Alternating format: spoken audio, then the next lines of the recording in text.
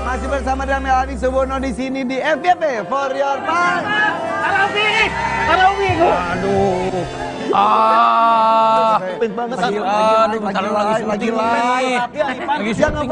Taruh dulu ini lagi ada Melani Subono juga. Ya ke Melani, maaf nih kayak Raffi ini bener Raffi amat ya. Ya Allah. Tar, Kak, gue takut gini ntar nusuk lagi, jangan-jangan mukanya nih. Gak boleh nih. Dari sini. Masuk. Lu beneran ngefans sama Raffi? Bener. Emang iya? Yui. Selama ini? Selama ini 10 kali 50 tahun lagi ku masih akan tetap mencintaimu. Ada bukti nggak ada? Dia bukan ngefans sama gue, sama Yuni Sara tuh. Itu lagi tuh. Gue sama Yuni Sara tuh ngefans. Kata Melani semua tuh harus ada bukti. Ada nih dari HP dulu. Ih, Raffi, ada foto lu di HP-nya? Oh iya bener. Mana? Ya ada foto gue. Pas foto lo. Arah jauh. Lagi Sariawan tuh. Enggak, foto gue yang bagusan Kebel. Mana lagi? Udah lama banget. Itu mah bisa dipasang doang. Ih banyak. Ayo di foto lah ada di Ya ada foto. Nih gue rasa dia nggak ngepen deh. Ngepen. Gue takutnya lu suka sama gue. Ada Lu, Pak. lu bukan yang fans sama Desta? Ada sama juga Gue sama Desta lu kemarin. Sama Desta. Gue mau pertandingan tenis di lawan Desta nih. Lu sama Desta kan? KTP siapa ini? Lu. Bukan. Punya orang. Muhammad Irfan Elisiam. Gue pernah tahu nih, gue pernah baca berita nih. Ini orang ini pernah sengaja mukul orang biar masuk penjara, biar bisa makan di dalam penjara. Katanya ini orang bener nih. Duduk. Lu beneran? Nih handphone makasih ya. Weh, Bel makasih. Selamat datang ya, Bel. Raffi amat ya. Ayo Pan, ketemu akan Raffi ya Ipan. baik-baik nginjek. Melani. Sini. Lu bener ya? Dia gue pernah baca nih kan sekarang lagi ada kekerasan. Ya. Orang mah kan kalau penjahat aja nggak mau masuk penjara, melakukan kesalahan. Lu katanya sengaja pengen masuk penjara biar bisa makan. Iya kan. Enggak, itu benar pernah terjadi. Itu benar. Kapan? Itu udah ada 2011 dulu. 2009. Sesusah itu dulu hidup lu. Susah itu Kak. Jadi gimana ceritanya? Jadi saya pernah di titik yang sudah capek banget nyari duit. Saya udah capek banget. Saya pengen gampang cari duit gitu, gampang buat makan gitu kan. Karena jualan koran tuh nggak ada untungnya waktu Saat itu. itu jualan koran. Jualan koran, jualan tisu. Saya datang ke kantor polisi. Saya bilang sama Pak Polisi, namanya Pak Haryono. Mohon maaf Pak Haryono. Saya bilang ke Pak Haryono, Pak tangkap saya Pak. Maaf katanya, kamu tidak punya kesalahan. Terus kalau begini Pak, Lu tonjok? iya. Lu tonjok? Iya. Injek Pak. Supaya? Saya masuk, saya dapat makan gratis. Emang baik kayak gitu? Emang iya, malah banyak yang udah keluar bikin apa lagi Ya kenapa lagi? Supaya masuk lagi. minimal bisa makan tiap hari ya. Lu berapa lama dihukum? Seminggu saya tapi diinjek-injek dulu. Ya, sama siapa diinjak-injak? Sama yang lain narapidananya? Tapi narapidanya bangga sama saya. Bangga gimana? Karena semuanya pada nonjokin Pak Haryono katanya. Tapi ya Ada kelaparan semua kalau lagi. ngobrol sama yang kayak gini mendingan nggak kita aja tapi ditambah psikolog mau nggak? Mau. Supaya dirunut ini penyebabnya apa. Yuk kita panggil ini dia Mbak Zoya Amirin. Mbak Zoya, apa kabar? Hai Mbak Zoya, apa kabar? Ini Mbak Zoya is the best nih. Nih, Pak Nagib, Kenapa? Di mana ya? Beneran? Pak psikolog. Ini boleh. Psikolog yang pegang cerita rahasia hidup gue dia. Iya Mbak Zoya. Iya, gue pernah Udah lah, cerita nggak banyak. usah dibilang-bilang lah. Nanti habis acara kita ngobrol. Bagus tau dia, gue sering cerita tentang hidup gue. Mbak Zoya ini lagi cerita. Saya bilang tuh tadi katanya saking pengen makannya dia sengaja menangkapkan diri ke polisi. Iya. Terus coba kita dengarkan yang lainnya boleh Mbak Zoya ya? Iya, Itu iya. satu. Selanjutnya lu pernah apa lagi? Banyak Bang. Lu kata pernah nyolong. Iya Bang, jadi nggak apa-apa Bang saya cerita nih. Gak apa-apa, ntar abis ini polisi ntar panggil lagi. Tapi Udah nunggu di Aduh, luar. enggak, apa ini kan cerita dulu. Ini kan saya nggak berani kalau sekarang. Nyolong gimana? Di TV sebelah dulu caranya Pak Bang Vincent Desta Rapi. Jadi Lu jadi apa? penonton, Penonton, bayaran. Ya Cuman gini. mau, iya, alah lele. Terus.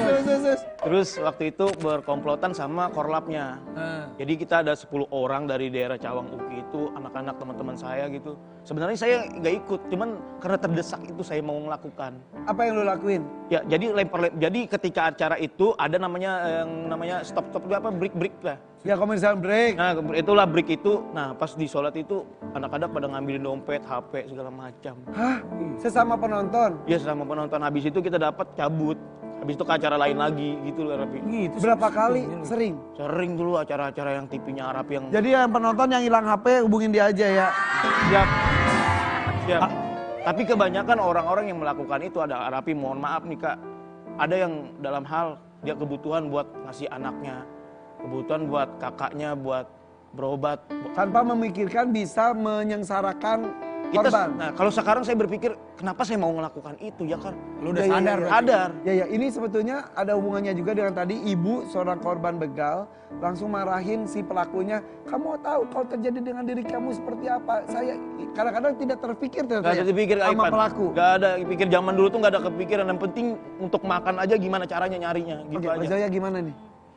Iya emang ya susah juga ya, maksudnya bukannya ngomong begini tuh mau membenarkan, ya kan semua orang memang punya pilihan gitu ya, maksudnya kok orang tuh kayak susah gitu ya, oh pasti apalagi Kamela nih pasti tahu deh ya karena paling sering banyak membantu turun ke lapangan loh, beliau tuh luar biasa deh, saya ikutin Instagramnya. Jadi orang tuh susah itu juga pilihan kadang-kadang ya yang bikin sulit gitu. Nggak ada salahnya sih kalau misalnya kita tuh melakukan sesuatu buat orang banyak bukan cuma karena buat kita dibales ya, tapi benar-benar untuk melakukan sesuatu. Karena kalau menurut saya ya, orang kan suka bilang gini, wah lu susah lu hidup lu pasti karena lu males. Siapa bilang? Ada orang udah kerja keras, udah mampus-mampusan, udah kayak apapun. Jadi yang miskin itu bukan karena males loh, bener-bener. Kadang-kadang nggak dikasih kesempatan itu juga masalah gitu. Jadi kalau misalnya membantu orang, saya tuh lebih setuju kita bukan cuma kayak ngasih ikannya gitu, tapi kita ngasih kailnya gitu. Karena kesempatan hidup untuk bekerja, orang banyak banget yang mau kerja, banyak banget yang punya, tapi nggak dikasih kesempatan. Oke. Itu loh yang berat. Tapi kenapa menurut aku. sekarang banyak orang yang sense batasan untuk melakukan do and don'ts, terus tabu nggak tabu, jahat nggak jahat itu kayaknya bablas untuk sebuah keinginan. Iya nih ada salah satu video nih Mbak Zoya, ini ada salah satu video, ini kasus yang viral banget. Ini ada pembunuh yang ya aduh Tersenyum di tersenyum di CCTV setelah dia membunuh korban, dia taruh di dalam plastik, ditaruh dalam keranjang, dia masuk ke lift, terus dia ketemu orang cuman, ini nih tuh, dia ketemu orang kayak nggak ada merasa bersalah. Sudah lihat videonya juga kan, Mbak ya? Iya, Jari ini kayak nggak ada apa-apa. Ini apa disebut pembunuh berdarah dingin atau apa kalau begini ya, secara psikologinya apa sih? Kita kan kalau amit-amit ya, kita bisa ngelakuin dosa aja kan pasti aduh Takut. panik, apalagi Atau ini dia bunuh. menutupi kepanikan, dia sapa orang-orang. Kalau gini ya, aku nggak mau terlalu cepat mengatakan dia itu psikopat gitu ya, atau orang dengan gangguan jiwa, karena ini bisa jadi jalan ninja juga kan. Gitu, jalan ninjanya artinya dalam hukuman dia bisa, wah karena dia gangguan jiwa dia lepas gitu dari tanggung jawab hukuman. Banyak Kan seperti itu. banyak kan yang pura-pura gila gitu kan gitu ya. Ya bukannya ini ya kepada ini aparat hukum ya, maksudnya kadang-kadang itu dijadiin jalan ninja gitu. Jadi buat aku nih, kenapa sih orang banyak sekarang yang walaupun tidak ada gangguan jiwa psikopatnya tapi punya apa ya ketidakmampuan untuk berempati atau feeling remorse ya, atau merasa bersalah. Kalau aku lihat karena salah satunya adalah budaya bullying. Bullying itu dimulai dari mana? Dari orang tua ke anaknya. Kalau anaknya bikin salah, dimarahinnya 10 menit. Tapi kalau dia punya prestasi, paling dipuji 3 menit. Atau malah kan dia ada dipuji Bisa. gitu. Oke. Jadi orang-orang tuh kalau gini deh, ya pasti kalian berdua lebih banyak merasakan itu. Misalnya sebagai artis, salah dikit, wah. Orang yang ngefans maupun yang enggak, atau yang ngefans saja berasa berhak untuk menghakimi, ya kan? Yang benci, yang haters gitu ya, ngerasa boleh ngebully kesalahan kalian, gitu.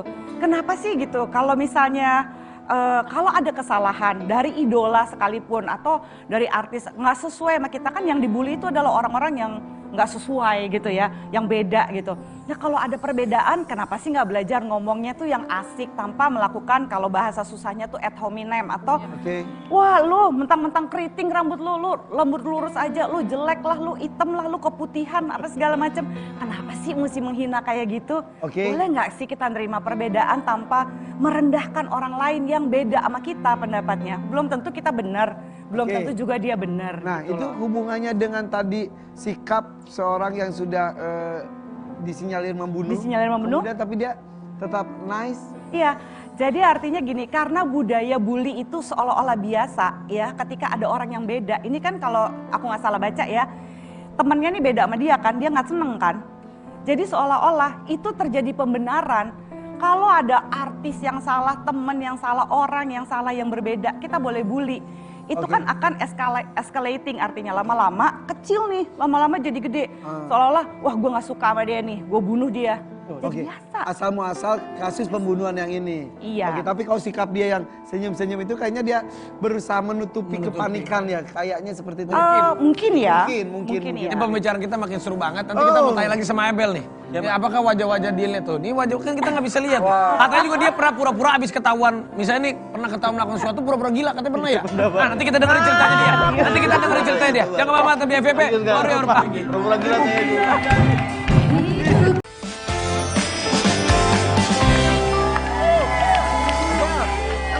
Iya dia pernah waktu itu ketahuan nyolong atau apa malah pura-pura gangguan jiwa. Coba ceritain. Bener Mbak Rapi, jadi waktu itu saya lapar banget ya Rapi datang ke warung. Saya sosok ngambil aja pokoknya pas kebergok sama ibunya Pak udah. Kamu ngapain ngambil? Jadi Saya makan Bu, saya mau makan. Jadi orang kalau kepepet itu bisa mengalahkan semuanya. berbagai macam cara. Semuanya Yang karena penting bisa makan Daripada gitu. nggak Tapi bisa nggak makan ya. boleh sebetulnya ya. Iya. Jadi mungkin ada pesan-pesan dari Kamela ini mungkin sebelum kita closing.